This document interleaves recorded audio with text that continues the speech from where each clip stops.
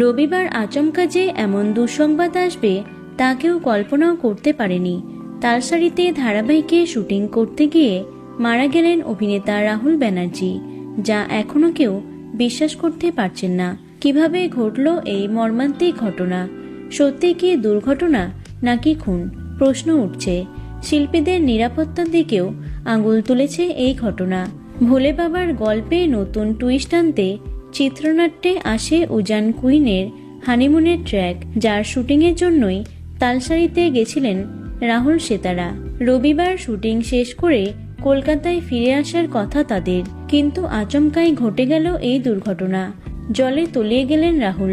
তবে জল থেকে তোলার পরেও নাকি তার জ্ঞান ছিল, কথাও বলেছিলেন, কিন্তু মাত্র কয়েক মিনিটের ব্যবধানেই সব শেষ।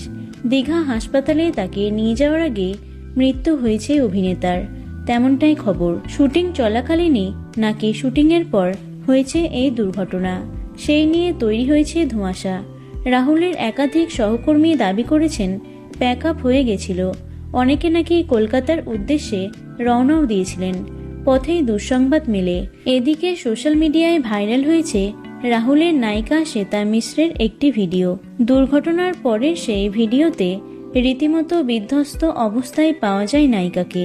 তাকে স্পষ্ট বলতে শোনা যায় শুটিং চলাকালীনই এই দুর্ঘটনা ঘটেছে।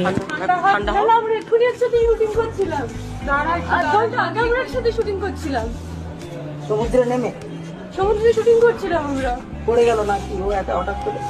আমিও পড়েছি, দুজনেই পড়ে গেছি। আমি ঠিক আছি। রাহুল দাকে দেখো না, ওকে ঠিক আছে তো? আমাকে যেতে দিচ্ছে না, আমাকে যেতে দিচ্ছে না। বাবলু না, ঠিক আছে খেয়ে দেবো, দেখছি ঠিক করে তোলো, আমি কথা বলবো। এই ভিডিও ঘিরে উত্তাল সামাজিক মাধ্যম। তালসারির সমুদ্র বরাবরই উত্তাল হয়। সমুদ্রের গভীরে যেতে নাকি বারবার বারণ করা হয়েছিল রাহুলকে।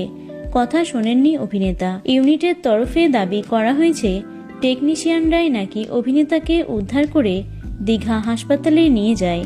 যখন নায়ককে উদ্ধার করা হয়েছিল তখনও প্রাণ ছিল তার, তবে হাসপাতালে নিয়ে গেলে তাকে মৃত বলে ঘোষণা করেন চিকিৎসকরা। ভোলে বাবা পারকারেগা ইউনিটের একজন জানিয়েছেন হাঁটু জলে শুট ছিল তাদের, গভীর জলে শট ছিল না।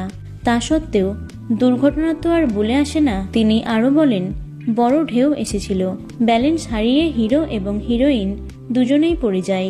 ইউনিটের সবাই ঝাঁপিয়ে পড়ে সে তাকে ধরে নেয়। সেফটি বোট একটু দূরেই ছিল।